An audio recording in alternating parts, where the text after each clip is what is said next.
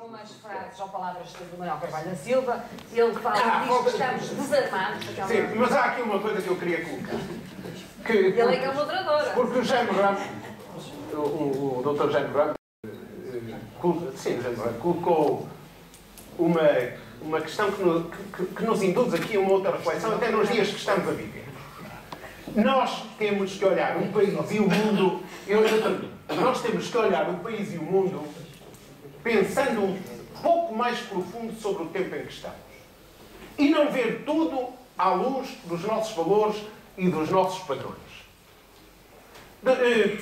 Por exemplo, é verdade que podemos fazer e devemos fazer imensas críticas ao que se passa na China ou ao que se passa noutros países. Mas façamos-lo de forma comparada, tendo em conta as questões culturais, tendo em conta múltiplos fatores. E também com esta abertura. Na chamada democracia ocidental em que vivemos, o roubo legal, a corrupção debaixo da legalidade é monumental, não é menor do que nos outros sítios. Já lá vamos. Os paraísos fiscais, já agora, metamos isto. Já lá vamos a esta questão. Nos paraísos fiscais, o maior volume de dinheiro, e é imenso que lá está, a primeira fonte é dos países europeus. Já lá vamos, eu prometo ir lá e esse assunto é de facto muito importante e também é muito importante as pessoas terem aqui tempo para poderem aprofundar. De facto, há pouco falou-se nos meios de comunicação social que hoje não é possível aprofundar nada, vocês sabem disso, porque o espaço de televisão, por exemplo, é muito rentabilizado, é o lucro e, portanto, não se deixa nunca aprofundar nada. Portanto, vocês têm a razão disso, tem que ser espaço as pessoas falarem. No entretanto, eu tenho essa questão já engatilhada, para utilizar a sua terminologia do desarmado, que eu há pouco ia pegar, para falar depois. Maria do Rosário, o Manuel Carvalho da Silva diz que o país está desarmado, fala em bloqueios hoje, neste início do século XXI. Ali o seu companheiro da APRE falou na importância dos movimentos sociais.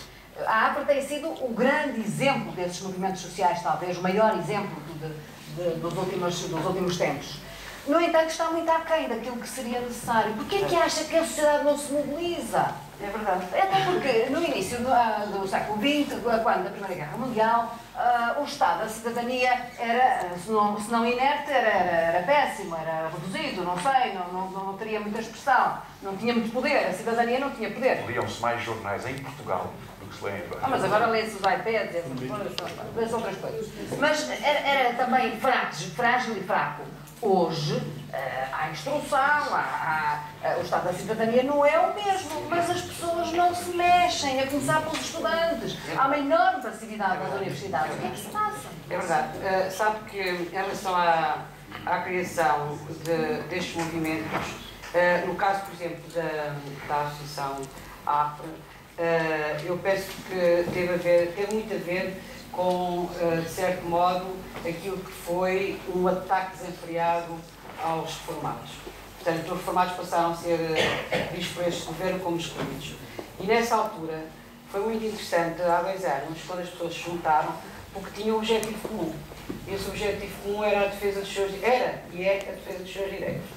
E nós vamos encontrar um momento de explosão de pessoas oriundas de todas as tendências políticas que se juntam no movimento que pretende fazer exatamente a defesa dos seus direitos. E que não é o único, há outros movimentos reformados, ou seja, já havia os movimentos reformados ligados aos sindicatos. Havia um movimento de reformados ligado à CGTP, que é interreformados e existe. Havia um movimento unitário de reformados, que é o MURP, e também ligado mais a uma linha mais ligada também ao PCP. Havia um movimento de reformados ligados à UGT, à ANAP, mas havia muitas pessoas que não se identificando nem com partidos nem com sindicatos, entenderam que poderiam talvez aqui encontrar um espaço de debate e de denúncia. E aquilo que nós assistimos é, de facto, nós encontramos aqui pessoas que nunca estiveram ligadas a qualquer partido ou a qualquer sindicato, pessoas que participaram pela primeira vez numa manifestação, quando foi, por exemplo, a manifestação do Pechincha Troika. As pessoas vieram para a rua e participaram. Porquê? Porque a revolta é muito grande. Mas a inércia também é muito grande, sabe? A inércia também é muito grande. E falando daquilo que acabou de dizer relativamente também à juventude, que eu penso que teria todo o interesse em estar presente nas lutas e em organizar-se. Aquilo que eu noto, e temos aqui, eu já tenho feito várias referências a isso no comentário que costumo fazer no programa da RUT, que é a Alvorada, é que de facto, mesmo da parte dos estudantes neste momento, não se encontram os movimentos que se encontravam, por exemplo, na época em que eu andei aqui na universidade, que foi aqueles movimentos associativos que levaram, de facto, a grandes alterações a nível da universidade e contribuíram também para que o 25 de abril de 74 viesse a acontecer. Como é que explicas que, por exemplo, os jovens não tenham essas inquietações? Sabe que eu acho que os jovens estão desmotivados porque a própria saída profissional é uma coisa que... Não tem futuro. Não vê futuro. Eles estão preocupados em sair. Eu cada vez que convido os jovens para ir ao meu programa, a primeira coisa que eles dizem é o meu objetivo é sair. Pronto, e o nosso problema é esse, sabe? O nosso problema é esse.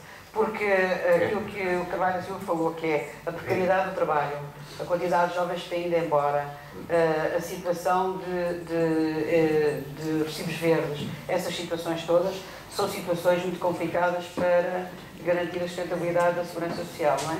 E aquilo que nós, neste momento, estamos a tentar fazer na associação é exatamente fazer estudos sobre essa própria sustentabilidade. E eu penso que é isso que as pessoas que estão junto connosco, por um lado isso, portanto, a sustentabilidade da segurança social, nós temos uma resposta a dar nessa matéria, queremos ser parceiros nessa matéria, sobre a sustentabilidade, e por outro lado, também há alguma intervenção que possa ser feita a nível do poder local. Mas mais importante que isto tudo, penso eu que tem a ver com a uniformização de movimentos deste tipo a nível europeu.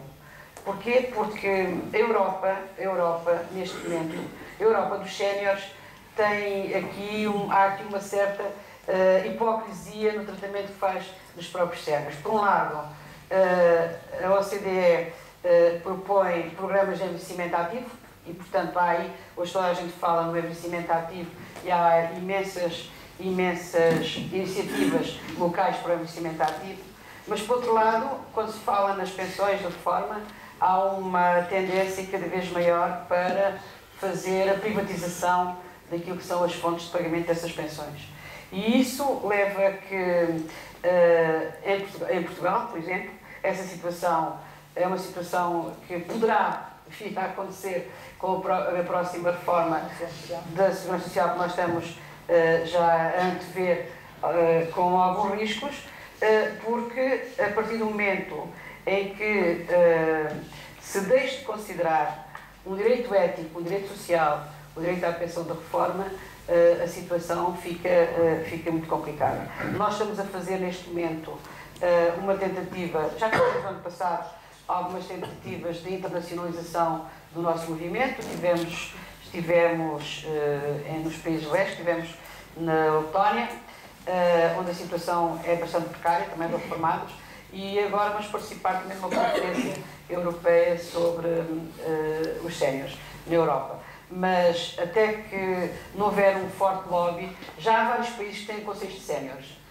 Nós aqui em Portugal temos uma população sénior neste momento com uma capacidade com uma capacidade cultural muito grande, porque são pessoas que estão a chegar agora à reforma, as primeiras mulheres licenciadas.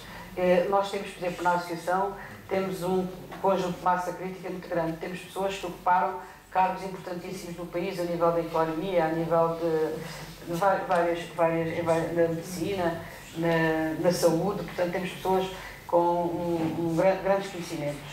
E esses grandes conhecimentos são totalmente desaproveitados no nosso país. E nós, na associação, e penso que isso é um dos fatores também que mobiliza, uma das coisas que tentamos fazer é exatamente dar oportunidade, ou pelo menos pressionar, fazer um lobby forte, para que aquilo que é o conhecimento acumulado desta geração possa ter de alguma forma utilidade para a juventude acumulada. As juventudes mais novas. E sabe uma coisa, é engraçado, porque ao mesmo tempo nós pretendemos fazer isto, o Governo publica uma lei a dizer que as pessoas reformadas não podem trabalhar, não podem dar o seu contributo porque se por acaso der o seu contributo e forem pagas por esse contributo numa atividade qualquer, a reforma será suspensa, que é a Lei 11 de 2014, que é a maior aberração, uma das maiores aberrações jurídicas que há e que demonstra de No facto funcionalismo público, no setor. não, isto também dá para os privados que eventualmente tivessem uma pessoa que trabalhou no sector privado e que fosse convidado para fazer uma ação numa universidade, por exemplo, se fosse, não pode ser remunerada. Nem sequer pode receber ajudas de custo, nem sequer pode receber almoço, nada.